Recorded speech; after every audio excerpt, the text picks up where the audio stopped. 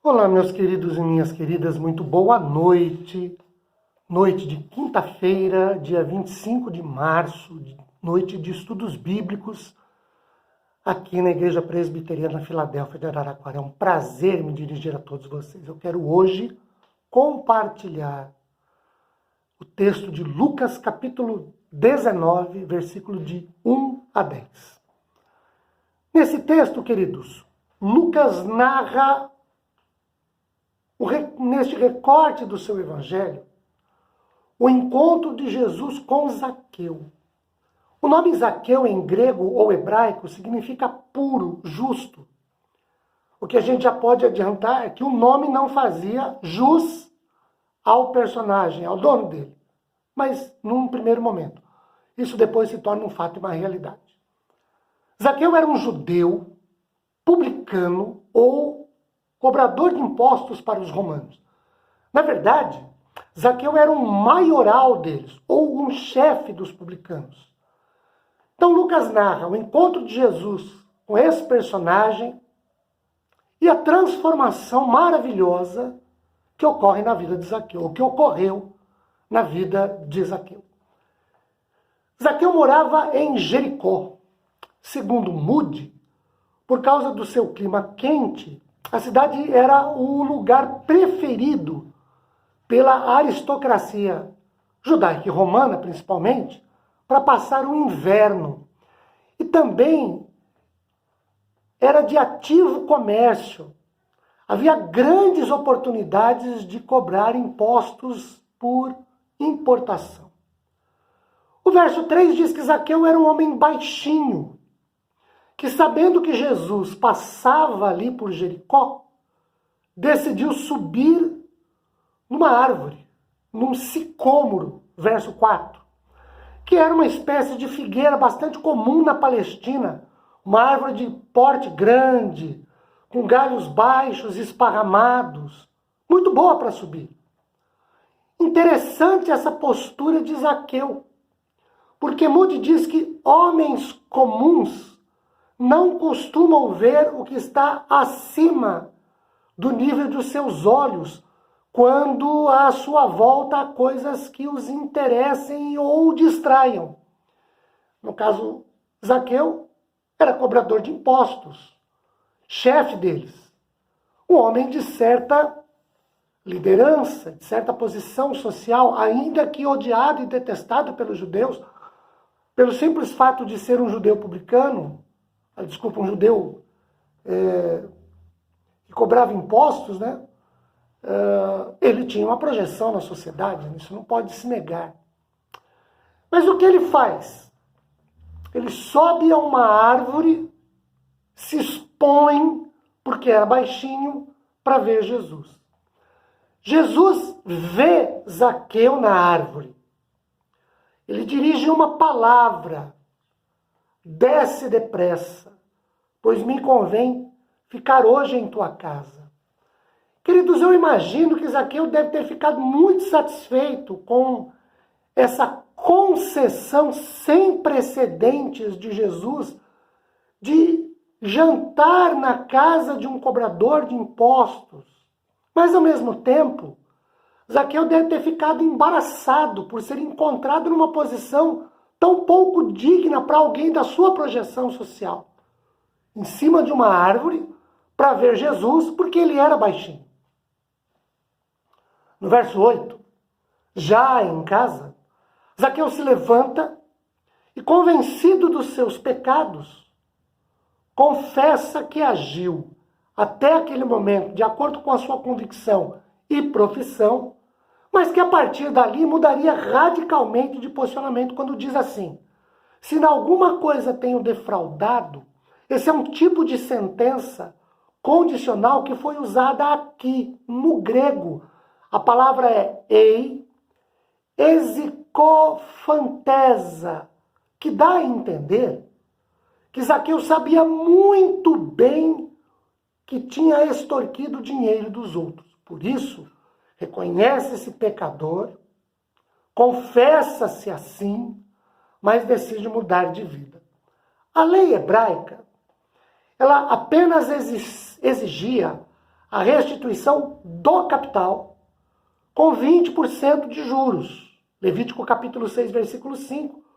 Tudo aquilo sobre que jurou falsamente, o restituirá por inteiro e ainda a isso acrescentará a quinta parte, 20%, àquele a quem pertence.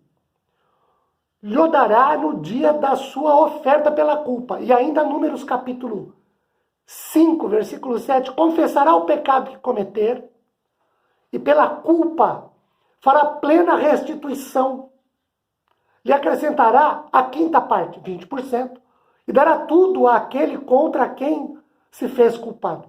Mas Zaqueu impôs uma penalidade muito mais severa, porque ele aplicou sobre si mesmo a penalidade que era aplicada aos assaltantes.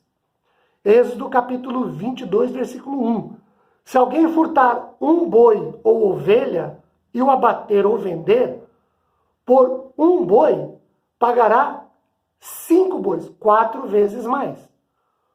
Por 4 ovelhas por uma ovelha. Quando no verso 9 Jesus, depois de ouvir o reconhecimento de Zaqueu de que ele era um pecador, sua confissão como pecador, disponibilidade de mudar de vida, diz, hoje houve salvação nesta casa. Ele se refere à saúde interior, à salvação da alma. E ele diz, isso aconteceu porque este é um filho de Abraão. A salvação entrou na casa de Zaqueu, não por consanguinidade, que ele herdara por ser judeu, mas por causa da sua fé, que era igual à fé de Abraão. E no verso 10, porque o Filho do Homem veio buscar e salvar o perdido. Esse texto é um resumo de toda a mensagem de Lucas, que destaca a obra da busca e da salvação do Messias Celestial. Agora, queridos, eu quero observar com vocês pelo menos 3 movimentos de Jesus neste texto em favor de Zaqueu, que na verdade ele disponibiliza a todos aqueles que são seus.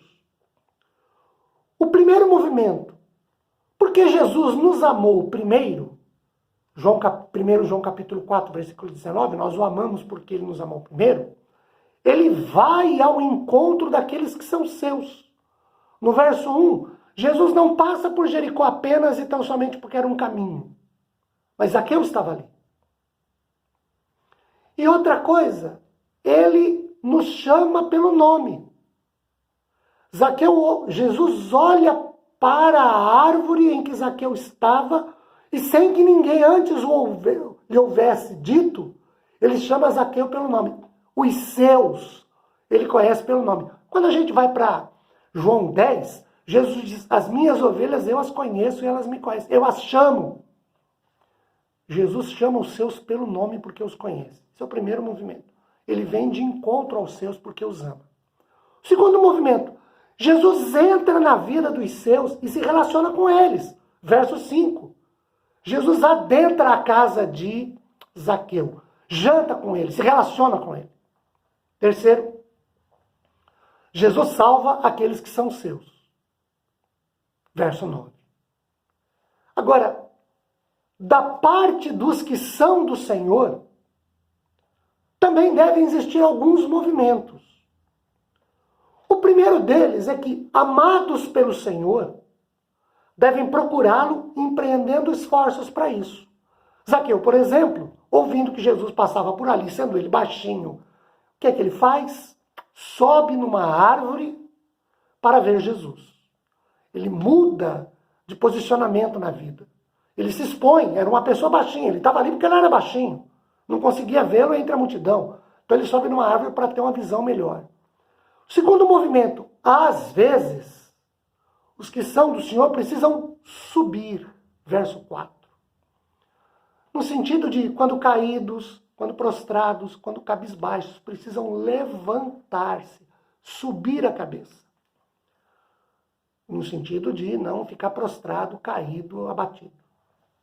E às vezes, olhem para o verso 6, precisam descer.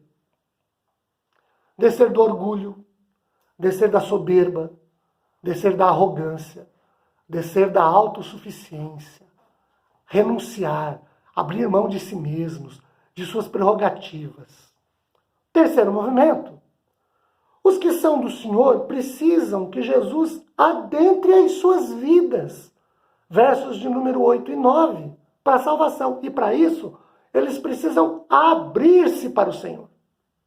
Sem resistência. Sem impor condições. Sem negociar com o Senhor. Para que eles desfrutem da salvação. Verso 9. E por último, os que são do Senhor precisam se confessar, como fez Zaqueu, versos 8 e 9. E precisam disponibilizar-se para mudar de vida, conforme Zaqueu faz no verso 10. Que a graça do Senhor se multiplique de maneira sensacional e fantástica sobre nossas vidas, nos dando paz, consolo e conforto. Amém.